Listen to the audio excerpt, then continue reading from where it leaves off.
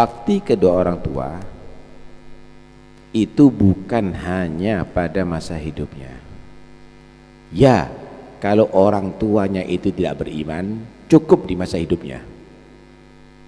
Wasahibhuma fid dunya ma'rufa.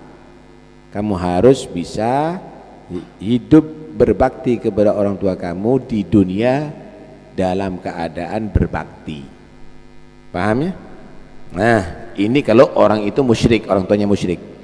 Akhirat nggak perlu ente doakan, nggak perlu ente ziarahi, nggak perlu ente sedekahi. Kenapa? Coba Habib, ana terganggu kalau antum ngomong sendiri. Ya. Akhirat nggak bisa.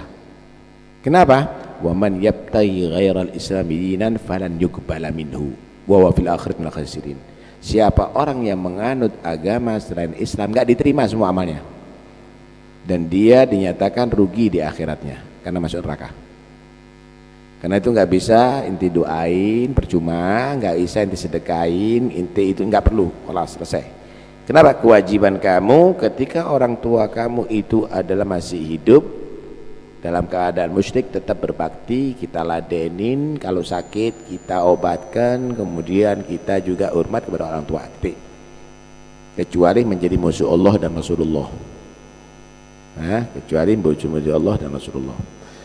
Ketika orang tua itu beriman, dalam kehidupannya tetap kita berbakti, setelah wafat juga berbakti.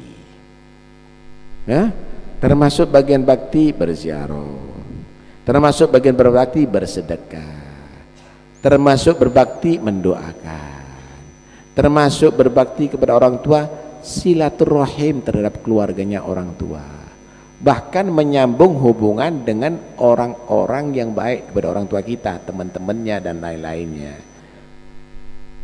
Amal soleh juga begitu. Wah, ada khilaf ulama. Iya, semenjak di situ ada khilaf antara ulama, berarti ada menyatakan boleh dan ada menyatakan tidak boleh. Segala sesuatu kalau muatannya boleh dan tidak boleh berarti boleh. Kalau anda tidak boleh, ya cukup anda meninggalkan, selesai. Tapi anda tidak boleh melarang. Saya mau tanya, orang musafir boleh puasa, boleh tidak puasa. Bolehkah melarang orang musafir tidak puasa? Tidak boleh. Haruskah orang musafir tidak puasa? Juga tidak boleh. Itu hak berarti. Karena itu kalau ada ulama menyatakan boleh dan tidak boleh untuk mengirimkan bacaan terhadap orang tua, yasin kah, hataman Quran kah, tahlil kah, itu dan ini, berarti tidak ada hak untuk melarang yang menyatakan, yang melakukan itu. Kenapa? Ada yang membolehkan kok. Yang membolehkan tidak ada hak untuk memaksa harus ikut. Kenapa? Ada menyatakan tidak boleh. Selesai. Solusi itu semuanya sebenarnya. Tapi sama orang sekarang bukan jadikan solusi, jadi tukaran, bahan tukaran. Kenapa? Ini bukan alim, so alim. Bukan alim, so alim. Akhirnya yang kenceng yang tidak boleh mengharam-haramkan, mensyirik-syirikkan, masuk neraka. Yang kenceng dia menyatakan boleh, itu adalah orang yang tidak bakti sama orang tua habis-habisan. Lah, inilah dua golongan yang harus belajar lagi. Dua golongan yang harus belajar lagi sebenarnya. Karena itu malas kita kalau ketemu dengan orang yang model begini nih. Kalau anda menyatakan, wah baca Quran nggak bisa untuk orang tua kita, oke, kita cari solusi. Baca Quran kau sampai tuntas, kemudian kamu berdoa, ya Allah, sebagaimana engkau mentakdir aku dan mencatat pahala dalam bacaan Quranku ini, maka bacaan Quranku ini juga catatlah kebaikannya dan pahalanya untuk orang tuaku. Jadinya doa manfaat untuk kepada orang tua. Itu bagian daripada birrul walidain. Doanya anak yang soleh ini adalah manfaat bagi orang tuanya. Selesai jadinya. Karena itu solusi itu ada lah. Kalau orang targetnya menyalahkan, ya akhirnya nggak ada solusi. orang tua. Jadi kan itu adalah hal yang terpenting setelah ibadah kepada Allah Subhanahu, karena tidak ada ibadah yang lebih tinggi daripada birrul walidain, bakti kepada kedua orang tua. Nggak ada. Masya Allah ya. Karena kalau Anda mau melihat bagaimana jasa orang tua kamu, ibunya kamu misalnya, Masya Allah, malam hari bagaimana dia harus istirahat ketika kamu itu masih kecil, bayi menangis, bangun dia kurangi waktu tidurnya, istirahatnya, karena untuk menenangkan kamu waktu itu menangis. Lagi tengah makan kamu berak, kamu kencing, berhenti dia, kamu dibersihkan kotoran yang kamu sama ibu kamu. Bagaimana ketika melahirkan kamu, wih sakitnya luar biasa, berdarah-darah, tapi dia senyum, ibu kamu. Seharusnya pegel, nih kau yang membuat aku sakit, kau yang membuat aku nih payah sekarang, tapi kau dicium, kau dipeluk sama dia, dan itu bertahun-tahun. Kamu coba pada diri kamu, bawa kamu misalnya 3 kilo besi ada ditaruh di pakaian kamu, di perut kamu selama 9 bulan, mampu enggak kira-kira? Tidur, kamu mau ke kamar mandi, mau kamu sholat, mau itu bawa itu kemana-mana, kamu nggak akan mampu. Kamu merasa ini adalah membuat risih aku, tapi bagaimana orang tua kamu membawa itu semuanya 9 bulan, dan dia senang merawat kamu itu semuanya. Bahkan mau dia makan sesuatu, nggak boleh, khawatir anaknya sakit, ditinggalkan sama dia untuk anaknya. Allahu Akbar.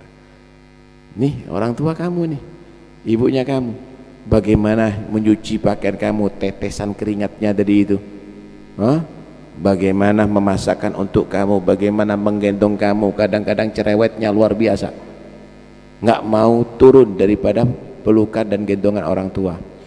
Ayah juga begitu, kerja, ada yang mancal, ada yang macul, ada yang mikul, ada yang itu, semuanya untuk anaknya. Coba kalau kamu sakit, langsung lapor, Pak sakit, Bu perutku sakit, langsung ditangani. Tapi orang tua kalau sakit, bohong dia, bohong, orang tua bohong, enggak apa-apa, bapak enggak apa-apa, ibu sehat. Nah kenapa? Khawatir anaknya gelisah. Kalau kita nggak peduli, yang penting harus tahu orang tua. Kalau kita nggak punya duit atau ditagih utang, Pak duitnya, Bu duitnya, semuanya dijual untuk anaknya. Tapi orang tua enggak, anaknya ketika belajar pemondok atau belajar kok, enggak biaya Pak, jangan khawatir, ada Bapak, ada. Dia paksa-paksa sampai kadang mereka tadi itu utang sana, utang sini. Yang penting anaknya tidak sampai kepikiran dan sukses. Hebat enggak? Kita balik sedikit ya, misal, mudah-mudahan tidak demikian. Orang tuanya kamu tidak bisa berjalan, lumpuh ada di atas kasur, berak dan kencing ada di situ. Saya yakin Anda jijik untuk merawat, Anda panggil suster untuk membersihkan itu. Tapi kalau ibu kamu, abah kamu, kalau kamu begitu, nggak mungkin dia panggil suster, tangannya sendiri yang membersihkan kotoran kamu. Ada yang lebih hebat daripada orang tua, saudara. Kemudian yang diharapkan apa? Anaknya bisa bakti sama dia. Besar mengecewakan dia, membuat nangis orang tua, membuat susah orang tua. Kata Allah dalam hadits qudsi, man asbaha murdiyan li muskhitan li walidayhi fa ana anusakhit. Siapa orang yang pagi hari dia pantas mendapatkan ridhoku, tapi dia membuat marah ayah dan ibunya, aku akan marah kepada itu orang. Tahajud malam hari, hatam Quran di malam hari itu, tapi dia membuat marah orang tuanya, Allah nggak ridho, Allah murka sama itu orang. Kenapa? Allah nggak pernah butuh dengan ibadahnya kamu. tapi orang tua kamu butuh dengan baktinya kamu. Karena itu jangan lupa setiap saatnya, setiap baca Quran, habis sholat, doakan orang tua tadi itu, Rabbighfirli wa liwalidayya farhamhuma kama rabbayani shaghira. Ya Allah, ampuni dosa kami dan kedua orang tua kami, rahmati kedua orang tua kami sebagaimana rahmatnya kedua orang tua kami ketika aku masih kecil yang tidak berdaya apapun. Mereka adalah orang tua yang kita andalkan. Wallahu a'lam.